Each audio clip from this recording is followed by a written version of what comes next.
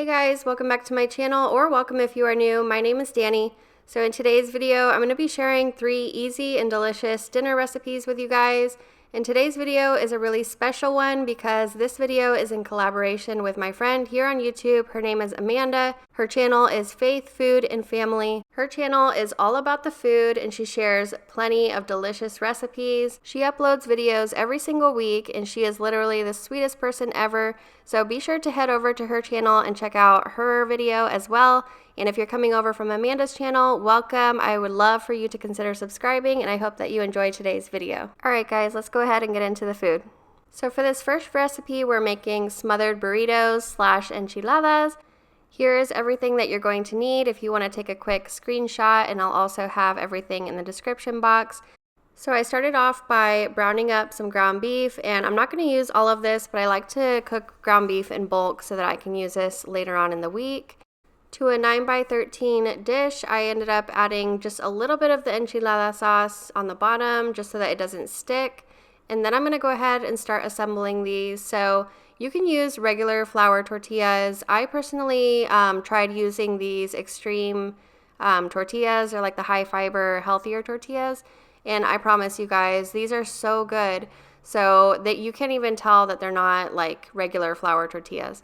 But basically, I just added some of the refried beans that I heated up really quick in the microwave because all of this is going in the oven anyway, so I just wanted it to be warmed up a little bit. Then I added some of the ground beef, a little bit of the enchilada sauce, and then I'm also adding a little bit of Fiesta blend cheese. Then you'll see how I end up rolling this up. So I just kind of tuck the sides, as you'll see in a moment. I tuck the sides in like this, and then I start rolling it and just keep tucking everything, and it all comes together really nice. So once I had them all in here, then I went ahead and I poured the rest of the enchilada sauce all on top of the burritos. Then I'm going to be adding the cheese on top of this, so you can add as much cheese or as little cheese as you want to.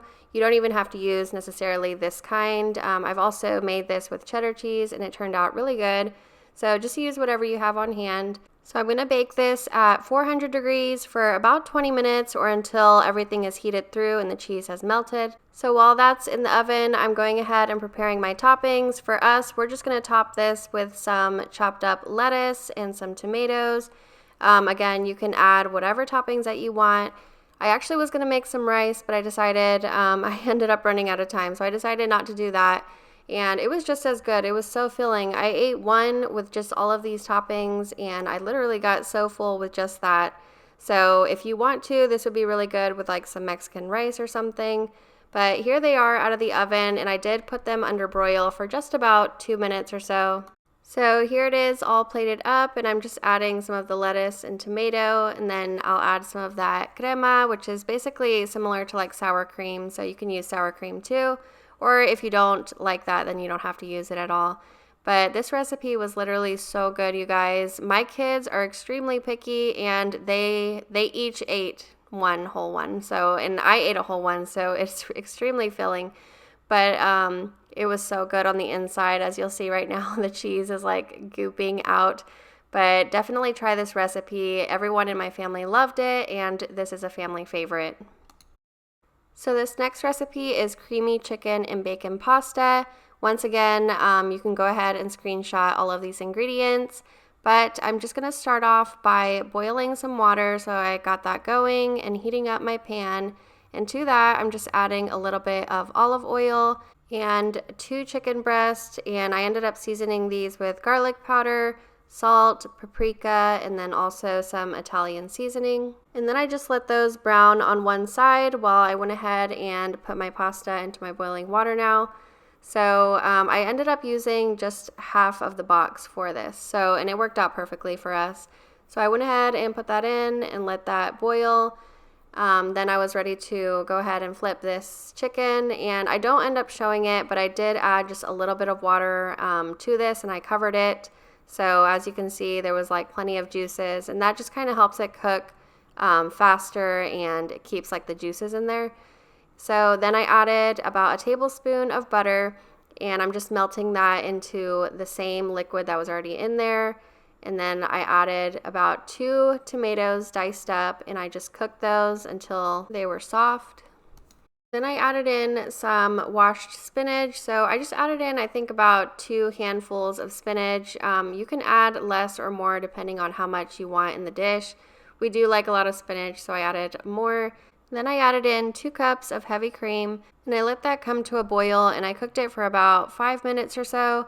And once that was done boiling for a little bit, then I added in the Parmesan cheese. And I added in about half of this bag. It's one of the smaller, like, I think there's a cup and a half in here. So I added in about half of that bag, and I just gave it a good stir. And I did decide to add more seasonings at this point, which basically the same seasonings that I added earlier, and just a little bit of water, just because we wanted more sauce. And now that my pasta is ready, I went ahead and mixed that in, as well as the chicken that I cut up into bite-sized pieces. And I added about 6 slices of bacon, and I just chopped them up. I did use pre-cooked bacon, which made it a whole lot easier and a lot faster, so I definitely recommend that. And then I also added some paprika towards the end. This meal was so good. This was my husband's personal favorite. It was really, really good. The kids said that they felt like they were eating at Olive Garden. Plus, it was super easy to make, so I definitely recommend that you guys try this recipe out.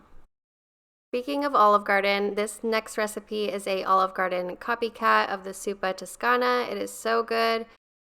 So I started off by browning up some ground Italian sausage, and I obviously had to switch over to this device, which I actually got from the Dollar Tree if you're interested. But once that was all cooked up, then I went ahead and moved on to dicing up some, not tomatoes, oh my gosh, onions.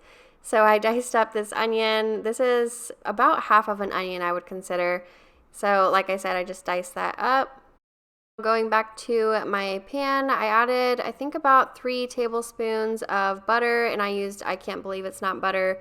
I also added in those diced onions, as well as about a teaspoon of the minced garlic. Once the onions were translucent, then I added my chicken broth, and I did add this entire carton of chicken broth.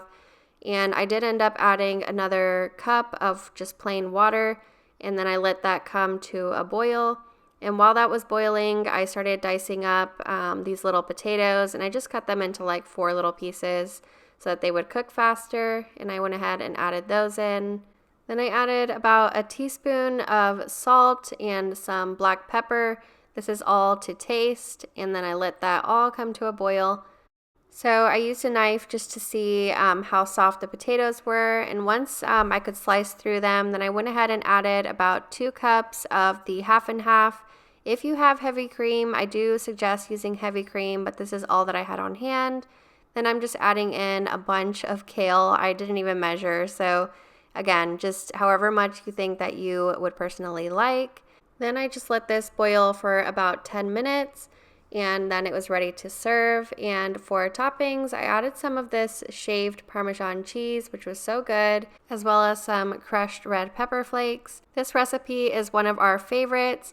But anyways, thank you guys so much for watching. Don't forget to head over to Amanda's channel, let her know that I sent you, and don't forget to subscribe if you enjoyed today's video. Alright guys, I'll see you in the next one.